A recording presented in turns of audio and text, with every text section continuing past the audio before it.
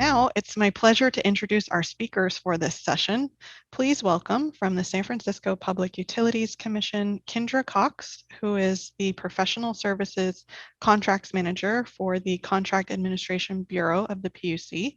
We also have with us today Kimberly Wilson, Manager of Economic and Community Development, and Sung Kim, Manager of the Contracts Administration Unit, both with the San Francisco International Airport. So welcome all.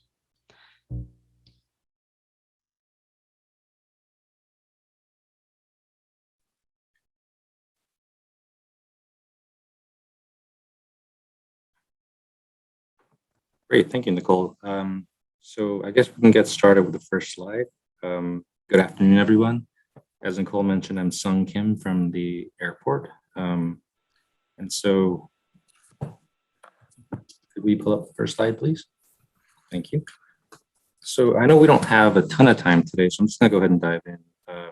And so I wanted to start by briefly talking about some types of solicitations that the city may issue. And so please bear in mind, this is definitely not a comprehensive list by any means, but what we try to do is group these into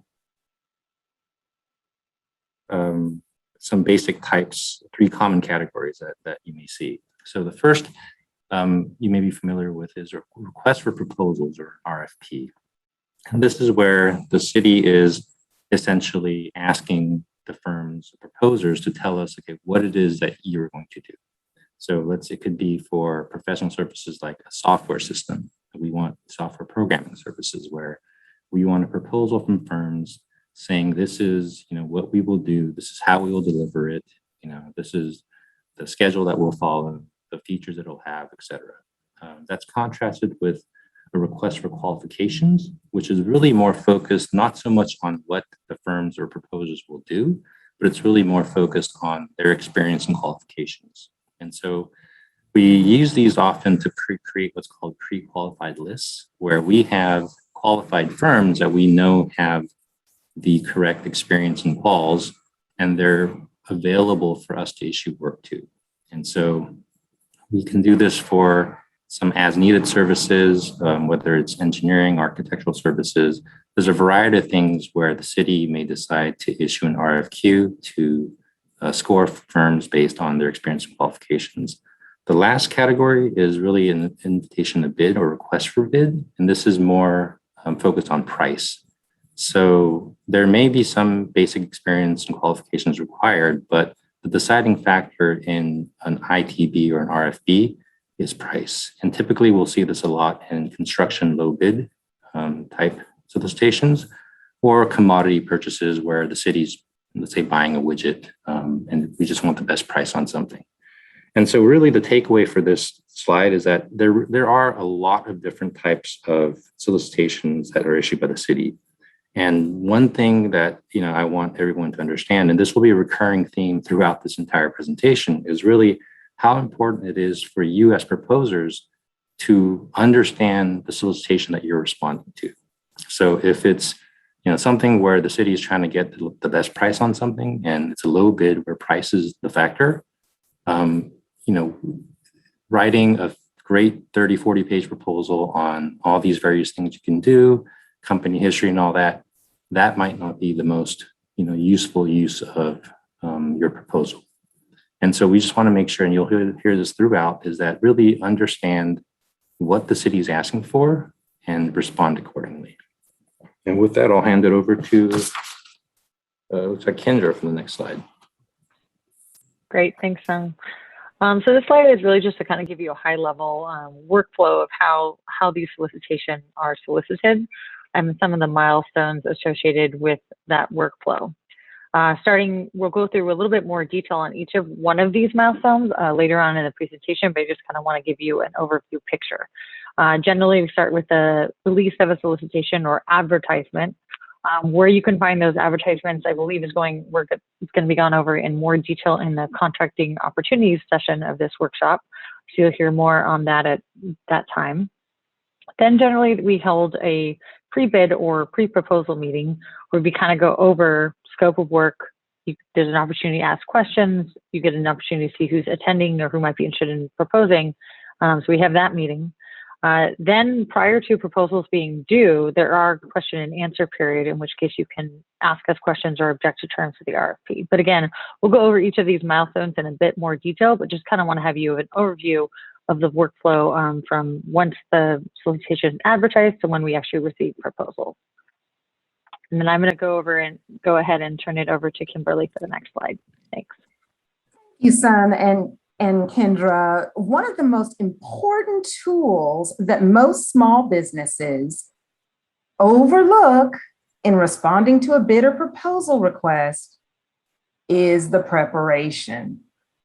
You may be wondering, how is preparing for the solicitation before it is even on the street going to make your submittal successful? Well, there are actually seven preparation steps that you can take. The most important step is to plan. Plan, plan, plan. First, have your key operational partnerships and finances ready. Second, perform research on current costs for your scope. Third, stay current with regulatory trends and changes. Fourth, and most important, do a public records request for active contracts with your scope. Ask for the winning proposal or bid so that you can know how you may need to shape your submittal. Fifth, know who your small business advocates are. And guess what? They usually follow the source of funding for the contract. So if it's a locally funded project or contract, the Contract Monitoring Division, or CMD, will be your small business advocate. If it's federally funded and it happens to be a project at the San Francisco Municipal Transportation Agency or San Francisco International Airport, you would need to speak with either the Contract Compliance Office or here at the airport, the Social Responsibility Team. Sixth, join industry-related organizations. Why? Because they can help you with capacity building, networking, technical assistance, and tips and tricks. Finally, and we'll go into more detail about this, attend several, and I say several, pre-bid or pre-proposal or pre-submittal meetings just to learn prior to actually even submitting for one of those projects. Learn from others. Learn what questions they ask. Sung, the floor is yours. Thanks, Kimberly. So with that kind of basic information, I'll go ahead and, if we can get the next slide on screen, we're going to dive in a bit to the actual solicitation and response process. And so we came up with kind of seven areas that we thought were important to focus on. And so we'll go over each of these in the following slide. But just the overview is really the first item, as you can see, as I mentioned before, this will be kind of a recurring theme, is to thoroughly read the solicitation and really understand what it is that you're responding to. Number two, you want to make sure that you understand and address the minimum qualifications of that solicitation. So whatever the MQs are, it's really important, it's critical really to make sure that you meet them. Otherwise, your proposal would not even be considered. Next, you want to make sure, as Kimberly mentioned, that you attend any pre-proposal, pre-bid, or pre-submittal meetings. Hi, Sung. I'm so sorry to interrupt you. This is Nicole, your moderator. We're having some trouble hearing you. You're coming in and out. Oh, I'm sorry. Oh, actually, you sound a lot better now. Yeah. I'm so sorry. I wonder if you can present this slide again, sure, just for those that weren't able to hear you. Your audio is coming through clear now. Yes. You guys can hear me okay now. So again, like I mentioned, we wanted to kind of dive in a little bit more to the actual solicitation and response process. And so these are 7 kind of steps, 7 areas that we thought it's important to focus on. And we'll be going over each of these in a little bit more detail, excuse me, in following slides. So each of these 7 items will have their own slide.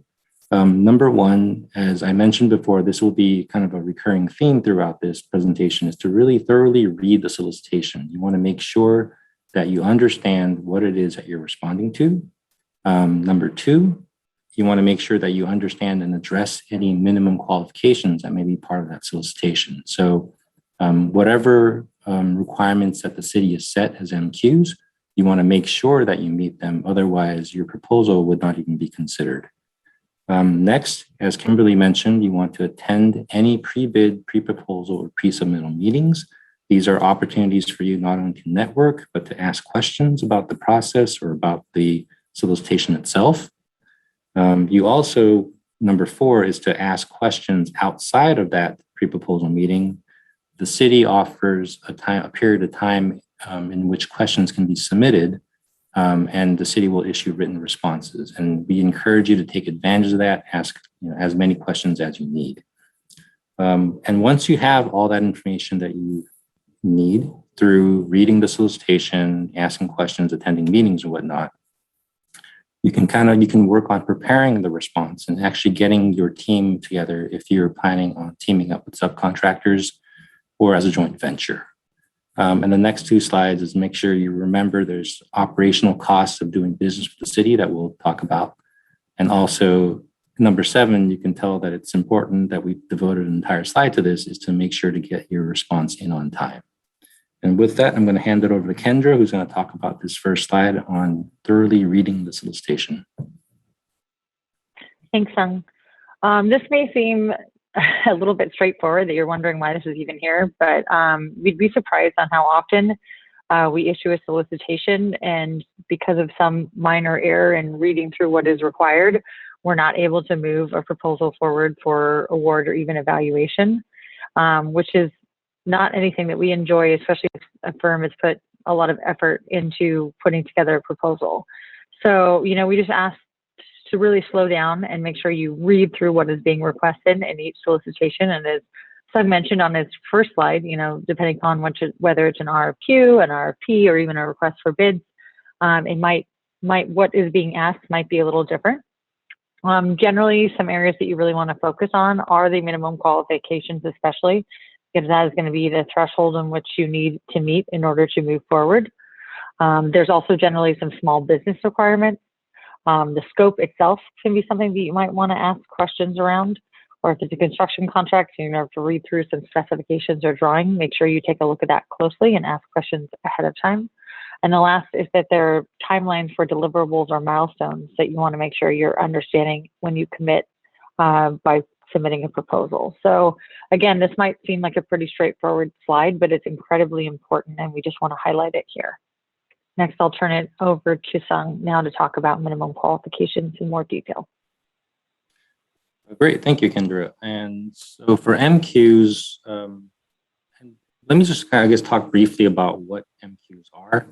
I mean, it's a bar that the city sets for any solicitation. And so there's 2 characteristics of minimum qualifications. And the first is that it's objective and can be demonstrated, meaning that this is something that can be proven. I'm sorry, can you guys hear me any better now, or is it still going in and out? I think it was going out just a little bit, Sung, sorry. Let me try to get closer to my laptop mic. I apologize for the listeners here. And so again, the MQs, they need to be objective, meaning that there can be no question whether or not, it's not a question of interpretation. This is really something that can be demonstrated clearly by a proposer and be evaluated. And also minimum qualifications are generally pass, fail, or yes or no, meaning that you either meet them or you don't. It's not a case where, if we say that we need 10 years of experience and you have 11, 12, or 20, you pass in the same way. And likewise, if we require 10 years of experience and you only have 9, you do not meet it. There's no kind of close in this MQ evaluation. It really is just a pass-fail. And so it's really important to understand the MQs and to demonstrate how you meet them. Your proposal needs to show clearly that if it's experience, if it's a skill, if it's personnel that you're required to have, to specify how you meet that MQ. So whether it's by specifying projects and dates, whether it's by specifying experience of your staff or your company, or providing certifications, licenses, degrees, things that any sort of documentation, you want to make sure that you provide what's requested in the minimum qualifications. And with that, I will hand it over to Kimberly to talk about the next slide.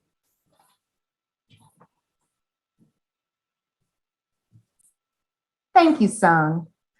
Again, there is another invaluable tool at your disposal, and it's free. The pre-bid, pre-proposal, pre-submittal meetings occur before the bids or proposals are due. And they are where you are able to ask clarifying questions of the team that will manage the contract. Yes, this is when you have their undivided attention and can ask about minimum qualifications, contract requirements, scope of work oddities, and everything in the solicitation documents. That means, echoing what Sung said, echoing what Kendra said, that means that you will need to carefully read the documents before the meeting and show up on time. In fact, there are several tips and tricks to get and make the most of these meetings.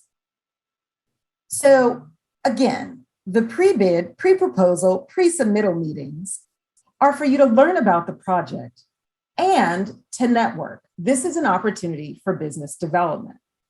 Well, how do you do that successfully? First, you need to know what scope your business can perform on that specific solicitation, right? The best way to know is to read the documents and write it out. Write it out for yourself, not to pass out at the pre-solicitation meeting, but to know it and to know it second nature. Also, let the people in the room know how your business adds value to any team that may form.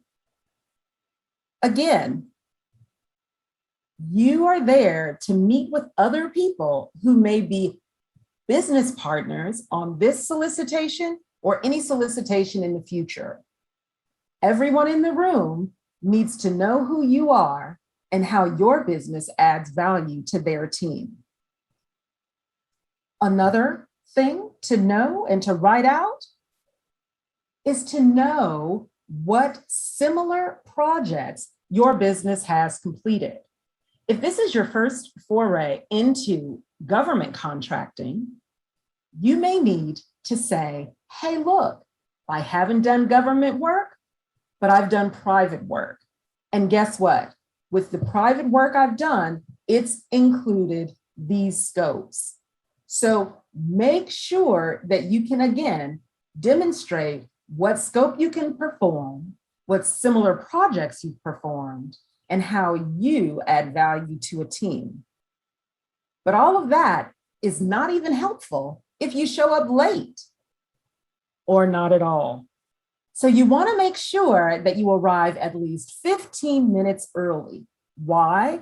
Because you need to demonstrate to the city departments as well as to the future business partners that you show up for work early and on time, that you will perform your scope of work early or on time. So arrive early to the pre-solicitation meetings.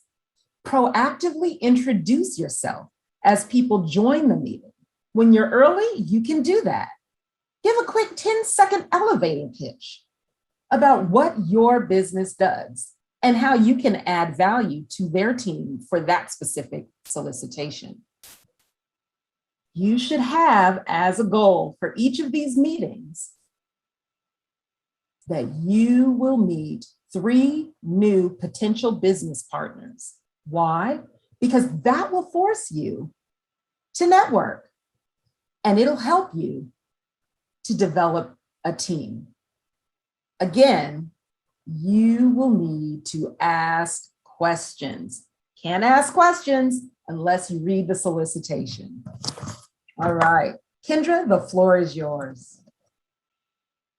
Great, thanks, Kimberly. And I just had one other item I wanted to add on the pre-submittal meeting, just because networking in a pandemic from remote work, and apologize if you hear my dog in the background, can be a little difficult and challenging since we're not meeting face-to-face. So a great resource, at least for the PUC, I think the airport does it as well, is that for attendees of any of our pre-submittal meetings, we'll have to sign in, and that sign-in sheet will be posted on our website. So if you are looking for contact information in which you can have a further outreach or contact a network to facilitate some sort of networking, that's a great resource to seek out. And generally at our pre-submittal meetings, firms are also identifying where they're going to propose as a prime or a sub-consultant. So if you're looking to either partner with someone, this also gives you an idea of where those firms are going in that way. And that's then to jump on, sorry, go ahead, Sung. Sorry, and that's a great point, Kendra. Yes, the airport, I think most departments do that where we post the attendees list for meetings.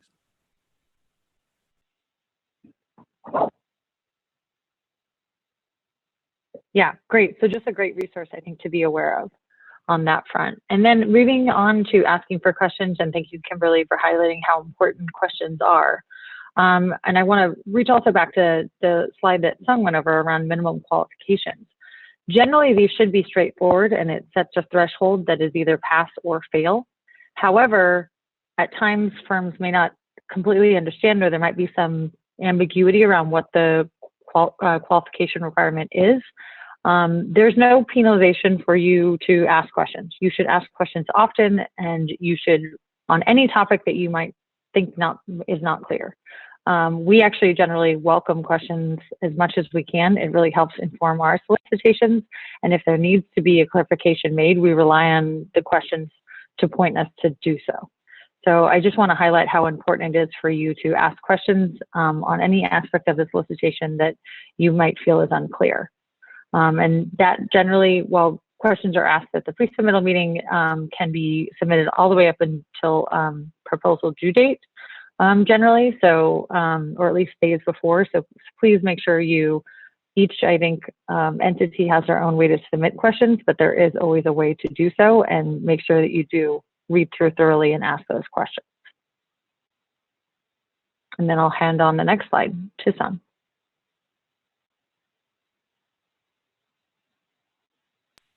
Thanks, Kendra.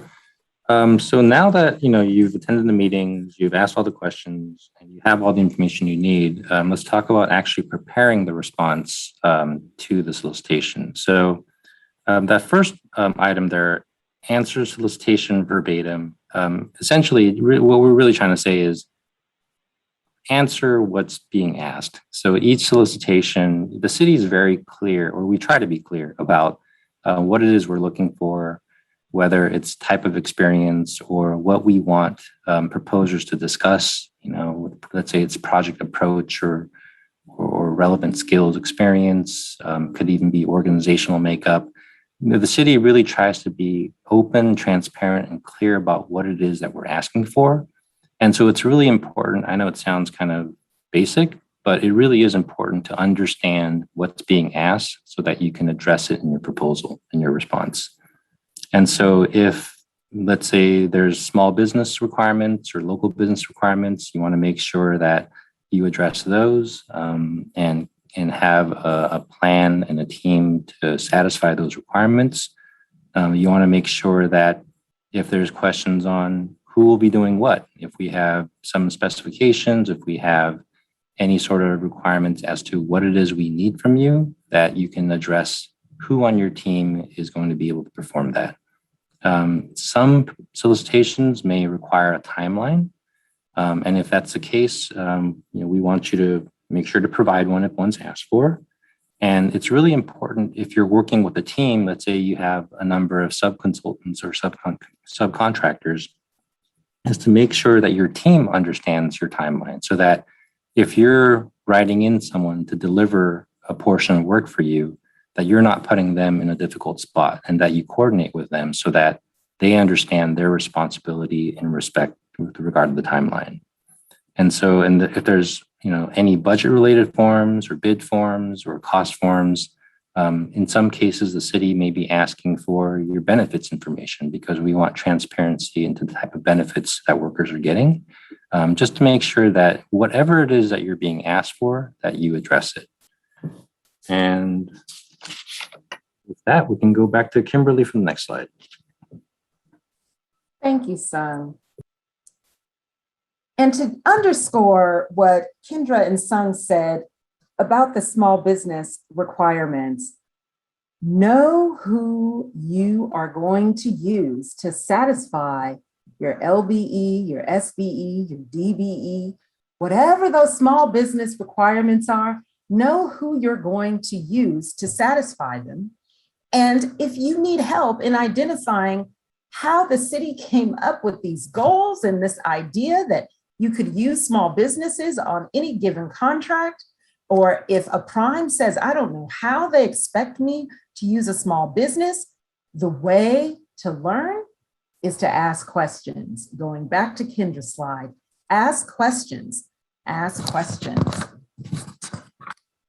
In terms of all of the critical pieces of having a successful solicitation, one of the most, if not the most important element is your operational costs.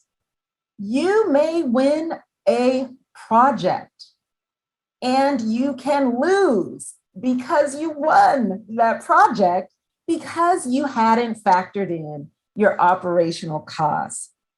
So again, there is a very critical element that business owners who have not contracted with the city before may and frequently do overlook. And that element is the city-specific operational costs. It's important that any successful response to a solicitation factors in the operational costs associated with doing business with the city and county of San Francisco. These costs include all of this and more. But really, these items on this slide call out specific things that we have seen overlooked. First, the bonding and insurance requirements for any construction-related project and professional services. All of the minimum wage, prevailing wage, and benefit obligations and opportunities, those things must be factored in. For example, at SFO, some contracts have a minimum wage requirement that's 50 cents greater than the city and county of San Francisco's minimum wage. Material, supplies, equipment.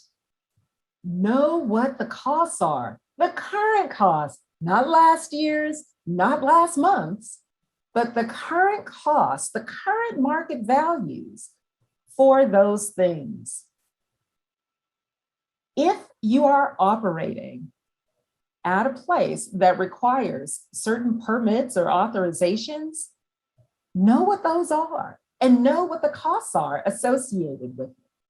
All of these things should be included in the solicitation document. And if they are not, ask questions at the pre-submittal meeting. Again, at a place like San Francisco International Airport, all folks working there may be subject to background checks, security, fingerprinting, badging, depending on the scope of work. Know what is required as it is related to security, background check, badging, things as simple as parking. Finally, know what costs are associated with meetings. There are tons of meetings for projects, documentation, invoicing. There are costs associated with those things because if you're in a meeting, you're not able to do the work. So you will need to factor in those things. Also, a lot of small business owners enter the business not because of the invoicing and documentation and meetings, but because of the scope of work that they perform. So if there is someone else who will have to perform those tasks, factor that in. Remember, there are operational costs associated with doing work on a city contract. At this point, Kendra will tell you a little bit more about what's extremely important. Thanks, Kimberly. The last slide, we really just want to kind of hammer home how important it is for you to submit your proposals or bids on time. There isn't a lot of leeway here, and would be, again, not anything that we enjoy. It's very sad for us to see a firm put together so much effort in putting together a proposal or bid, and because it's even a minute late, we're not able to accept it. And this goes to, fairness and transparency on the part of the city that we set a deadline, and if those that don't meet it don't move forward. That said, it's not the reason we want firms not to move forward in this solicitation process. So just please be aware how important it is for you to get your proposals in on time or early. And then the other item that I want to focus on in this slide is just, and it kind of goes back to, I feel like a theme throughout, but just really making sure that you read through what's required on the solicitation. If there are certain forms that need to be included with the proposal or the bid, make sure that those are included. Again, it would be unfortunate that that's the reason that your proposal doesn't move forward when you potentially have the breadth of experience or the skill that we're asking for to perform under the contract. So just really make sure you're taking note of those, reading thoroughly and aware of those requirements. And if you have any questions, again, always raise a question early on. And that concludes our presentation for today. I know we're going to have some portion to take Q&A, but our last slide here is just the presenters. We wanted to provide you with our contact information in case you had any specific follow-up questions on solicitations for either the airport or the San Francisco Public Utilities Commission. So please feel free to reach out. Thanks. All right, thank you so much to Kendra, Kimberly, and Sung for the informative presentation. There's a lot to take in there, and we're going to shift over to our audience Q&A now. We have a few questions that have come in, and just a reminder to our audience, if you have additional questions that you're wondering about, feel free to send them to our email inbox here, cityadmin.events@sfgov.org, and we will try to get to as many as we can before our next break. So the first question we have for our speakers is actually a combination of questions and comments from a few different contributors around pre-bid meetings. So I'll summarize here. So with COVID and the changes to the way that we are all working, what is the future of pre-bids? Will they go back to in person? Will they happen at all? One contributor here agreed that the networking opportunities are important and you can't really do that when you're online. And another conveyed the value of pre-bids and asked if the city might record a generic one to be able to send out.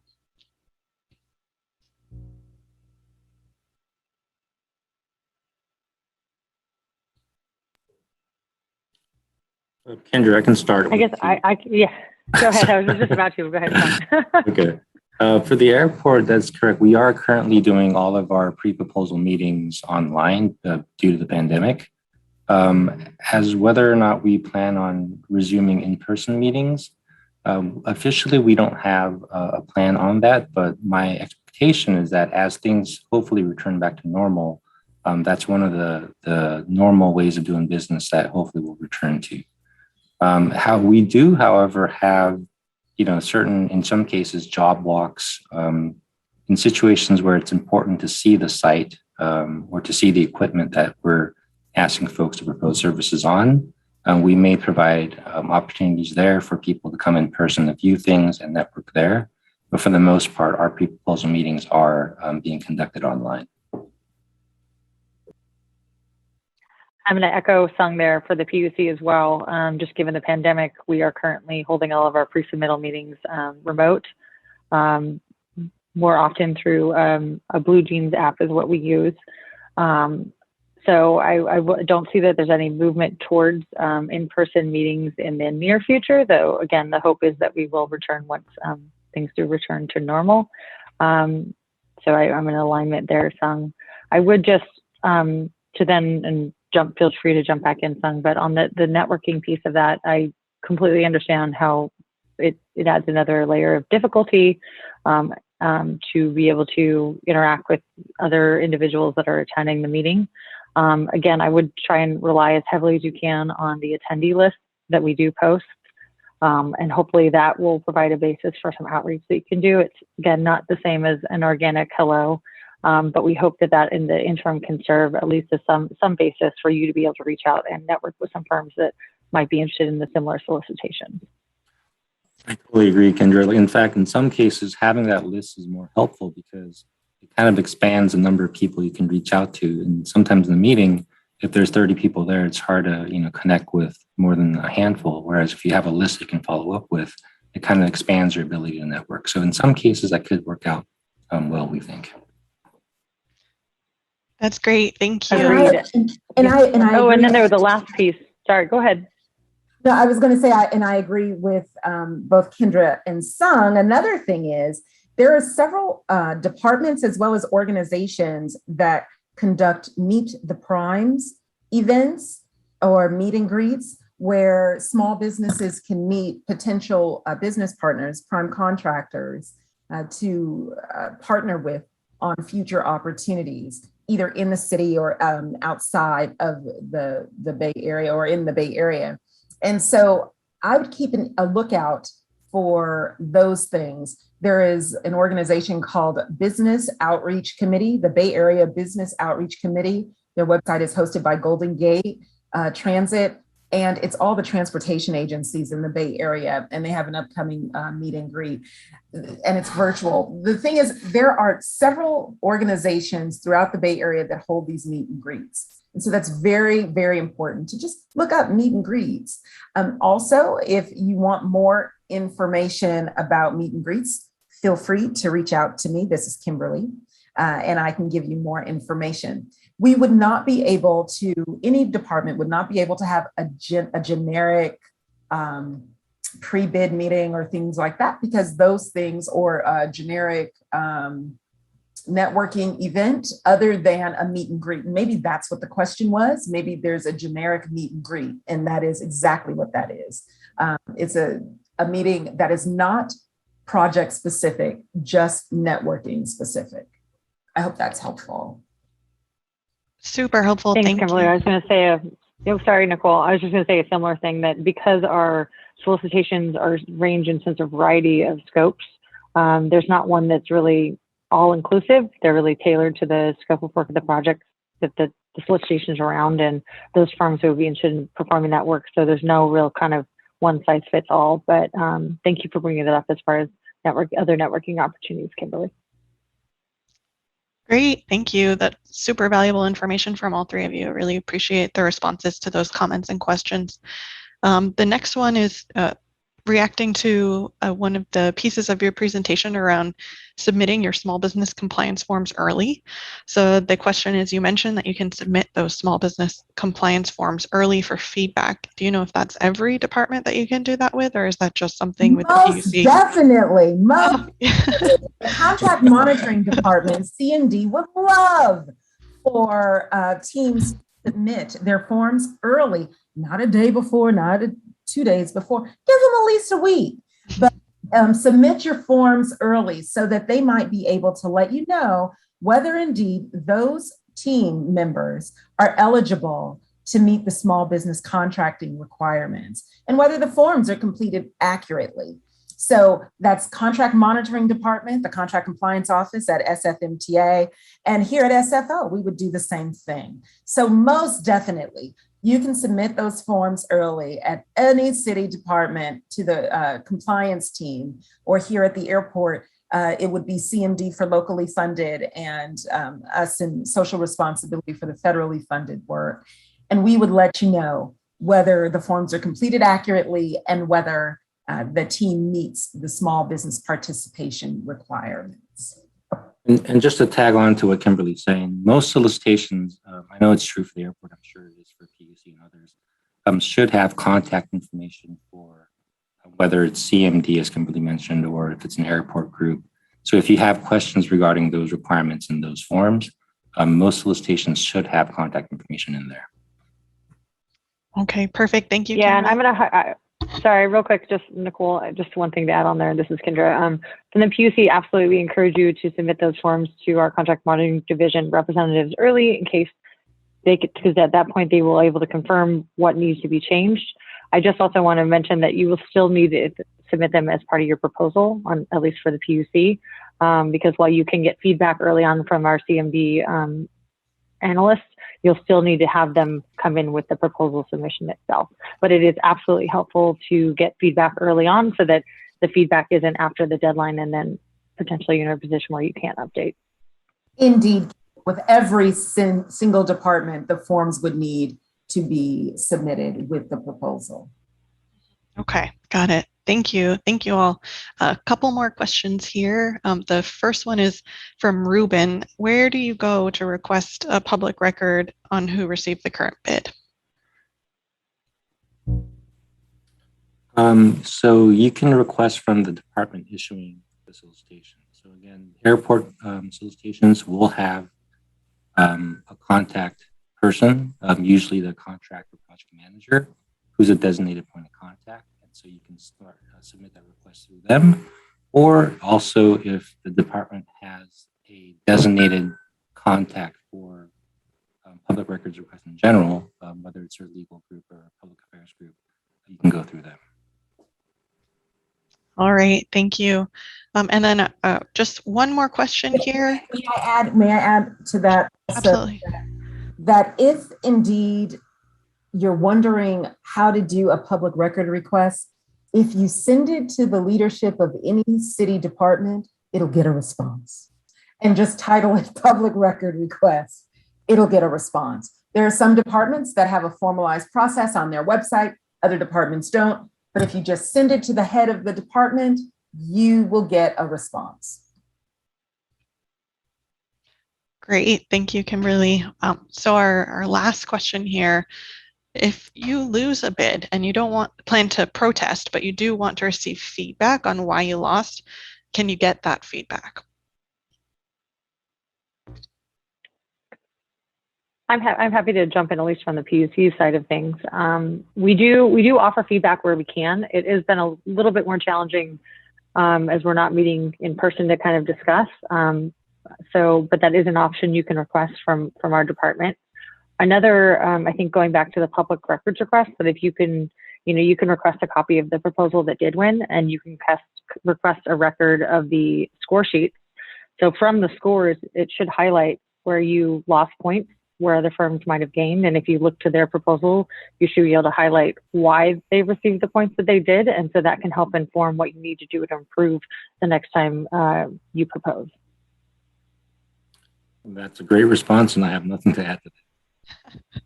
Well, the only thing that I would add is that small businesses never contracted with the city are encouraged to ask why they did not win. Because often we in the city who are reviewing these proposals or bids, well, bids are kind of straight and narrow, straightforward. But with the proposal, sometimes we want to say, oh, I wish they would call me so that we could tell them that this is why. Please, please, please reach out and ask. And if you don't feel comfortable asking the actual department, you can ask the contract monitoring division staff or you can ask the contract compliance staff. Or here at SFO, you can ask the social responsibility team. Ask, because you want to be successful the next time. Ask the question. That is very important to ask. Great. Well, thank you so much. That's a perfect note for us to end on, that advice to continue to ask questions and maintain the relationship. So I want to first thank our speakers, Kendra, Kimberly, and Sung, very much for taking the time to join us and to share your expertise today.